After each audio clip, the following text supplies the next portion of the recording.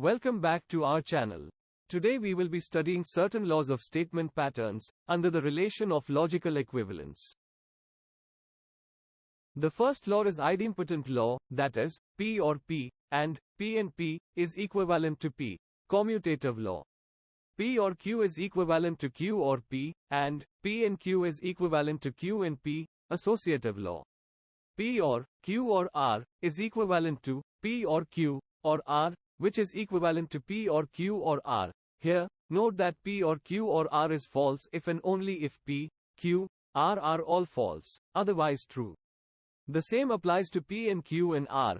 P and Q and R is true if and only if P, Q, R are all true, and false even if any one of P, Q, R is false.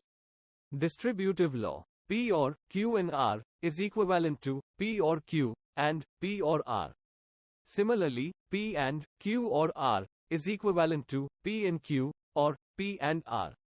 Absorption law. P or P and R and P or Q is equivalent to P. You can verify it by drawing their truth tables. De Morgan's law is nothing but the negation of disjunction and conjunction. Complement law. P or not P is equivalent to T, as the conjunction, or, will always choose to be true whenever one statement is T and the other is F. Similarly, P and not P is equivalent to C, as the conjunction, and, will always choose to be false whenever one statement is T and the other is F, as studied earlier while studying their truth tables. There one more meaning to the complement law, which is, not T is equivalent to C and not C is equivalent to T, which is quite obvious.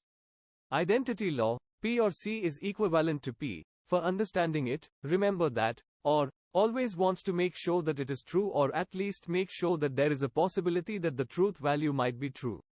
Here, P or C can either be equivalent to P or C. If it is equivalent to C, it means that surely the truth value of the disjunction, P or C, will be C, which means false. But, if it is equivalent to P, now, there is a possibility that the truth value of the disjunction, P or C, might be true or false. Now you tell me, what will P or T be equivalent to, without looking at the answer displayed on the screen? The answer is, P or T is equivalent to T. Here, the two possible answers are either P or T. But as, or, always wants to make sure that it is true or at least make sure that there is a possibility that the truth value might be true, therefore, it chooses T, and makes sure that the truth value will be true. Similarly, remember that, and, always wants to make sure that it is false, or, at least make sure that there is a possibility that the truth value might be false. Therefore, P and C is equivalent to C. And, P and T is equivalent to P. Involution law is basically the negation of negation. We have already studied in the previous video what contrapositive law is. Conditional law is what we have learnt in the negation table while studying the negation of a conditional and biconditional statements. Instead of learning these laws, observe each of them carefully and try understanding them. Here are some situations you need to look for in the given statement pattern and according pick up the law to simplify the statement pattern. The first situation is when three or more statements are joined by two or more different connectives, you need to use distributive law. When three or more statements are joined by two or more same connective, you need to use associative law. When a statement is with its negation, use complement law. When a statement is with T or C, use identity law. When a statement is with itself, use idempotent law. When one implication is to be converted into another implication, use contrapositive law. When conditional or biconditional statement pattern is to be converted into conjunction or disjunction, use conditional law.